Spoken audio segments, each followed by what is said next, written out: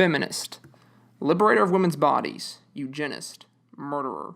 These are but a few terms that have been used to describe Margaret Sanger. However, the truth is more complex than these few terms may imply, and fail to show Margaret's significant impact on the feminist movement in the early 20th century and today.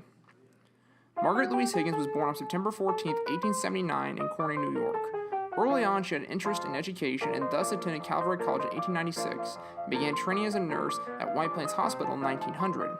By 1911, she had moved to New York City with her husband William Sanger and began working as a nurse in New York City's East Side.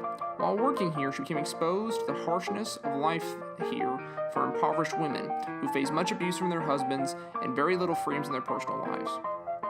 One major problem was the prohibition on contraceptives due to laws such as the 1873 Comstock Act that deemed the dissemination of knowledge about birth control devices and the use of birth control devices as obscene.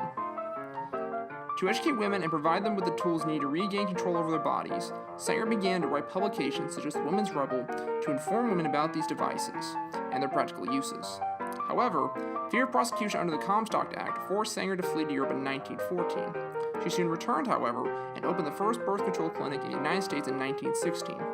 For this, Sanger was soon arrested for violating the Comstock Act, but she fought the conviction, and an appeal in the case led to the courts declaring that doctors could prescribe contraceptives for medical reasons to their patients.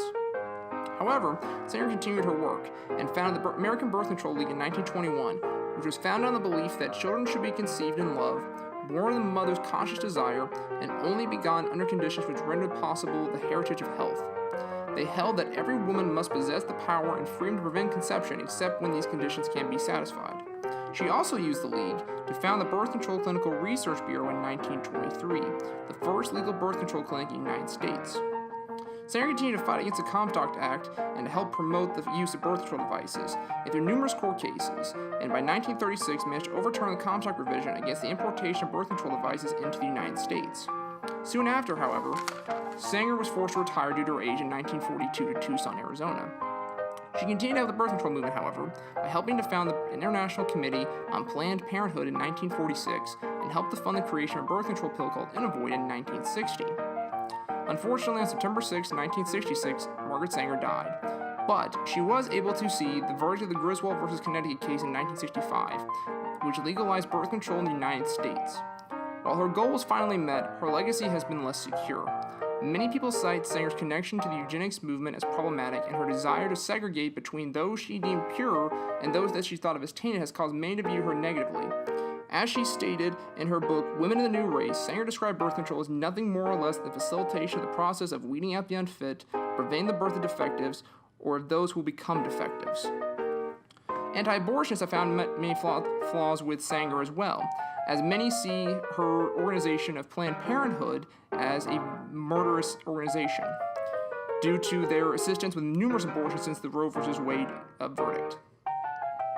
Despite this, women still find her to be inspirational. Second-wave feminists in particular viewed her as a true hero who fought for women's reproductive rights and allowed women to gain more control over their bodies and their lives as a whole. Some would honor her through the International Honors Quilt, a project that stemmed from Judy Chicago's The Dinner Party that sought to honor women who may have made an impact on history and may otherwise be forgotten. The woman who created Sanger's panel found her to be inspirational due to the quilt's struggle with pelvic inflammatory disease, or PID, which is caused by STIs, or sexually transmitted infections. Due to Sanger's work with contraceptives and women's reproductive rights, this woman sought to honor her with a panel that showcased a diagram with the terms Dutch cap, Planned Parenthood, and birth control surrounding it, signifying Margaret Sanger's work with contraceptives and her fight for women's right to choose to be pregnant or not. Regardless of how others view her, Sanger's work with birth control and her influence on the feminist movement is undeniable and will continue to affect women in the United States for years to come.